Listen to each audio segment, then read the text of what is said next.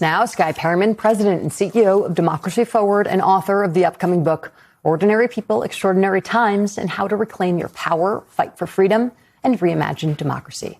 And Michael Feinberg, MS Now national security and intelligence analyst and former assistant special agent in charge with the FBI. Good morning, guys. Thanks for joining us. Skye, I want to start with you and ask you to give your response to what Donald Trump just said in refusing to rule out declaring a national emergency to interfere with the November midterms.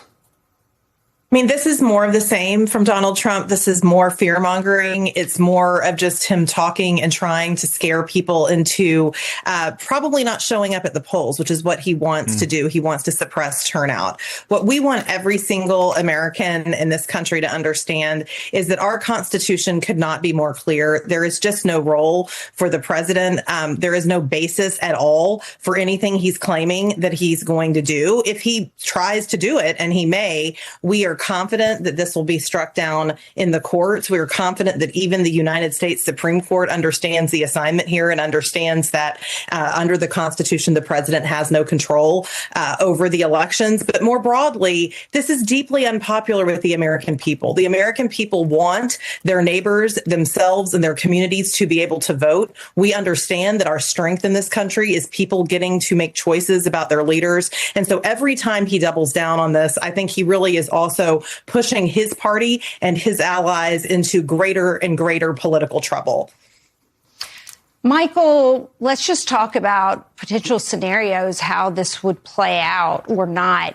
If Donald Trump declares a national emergency, an election emergency, and an FBI agent is asked to investigate state election officials, do you trust that the FBI is still an apolitical body that could do such a task? What is your read on what is the role and obligation of a federal agent who is asked to perform such a duty? Well, I think the obligation of a federal agent, given an order that is clearly violative of the Constitution, is to refuse to do it. But unfortunately, this isn't actually a hypothetical question, because we've seen investigations of this sort in Fulton County in Georgia and Wayne County in Michigan already. And while I still have immense faith in the FBI workforce, the line level agents and analysts who make up the backbone of the organization, I don't have faith in the leadership anymore. The people with principles have been fired or forced to resign, and they've been replaced with people who are clearly willing to go along to get along with this administration. And in an organization with over 35,000 people, senior management is going to be able to find enough to go along with them to potentially do the worst. So I'm concerned. And I think it's important to remember as well, we might not be looking at some sort of Machiavellian coup or something worthy of an Ocean's 11 movie, or maybe in the case of this administration, the Great Muppet Caper, to overturn the election. It's going to be enough for them to just cast a few swing states in doubt. And we saw already what happened on January 6th when they did that. And now they've got a lot more support among the other organs of the federal government to help them do that.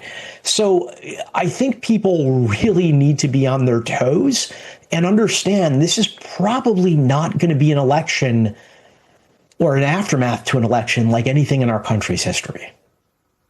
Yeah, you know, the difference between, there are a lot of differences, but the main difference between now and January 6th is the people that had the levels of power that Trump could pressure said no then. I don't know if they'll be saying no now.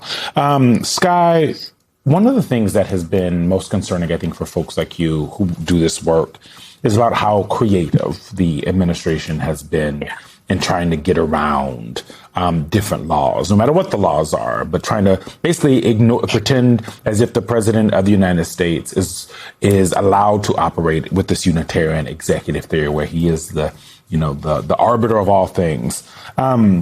I want to play what the president said on March 31st about mail-in ballots and his executive order that restricted them. Listen to this.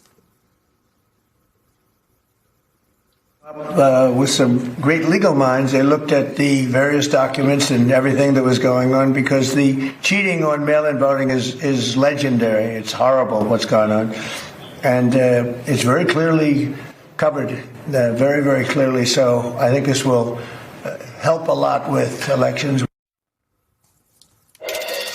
As you've said, the president of the United States has no role in our elections. It's put that way, actually, to protect us from fraud and people stealing the elections. It's much harder to steal 50 plus different elections in one night than it is to steal just one. But this executive order on mail-in ballots, the question of ICE at the polls, all of this different lists of things that could add some shenanigans into November's elections, both before and after. But for you, what is the thing that we're not thinking about, that you guys have been thinking about a lot, that you have been preparing a lot about when you listen to how this administration and their allies talk about what could happen in November? One is when they say what they're going to do, we've learned we believe them. That's why we've been able to be prepared throughout this administration. And I do want to say that the president can refer to brilliant legal minds all he wants to, but he has, and his brilliant legal minds have a massive losing record in court. The Department of Justice is 0 for 21 the last time I looked at their attempt to, in all of these cases, at their attempt to get state voter data. They are losing across the board in the cases where the president is attempting to claim authority that, frankly, just the Constitution doesn't provide. So I will say, we are preparing to be able to swiftly meet these types of attacks and these types of threats with swift legal action.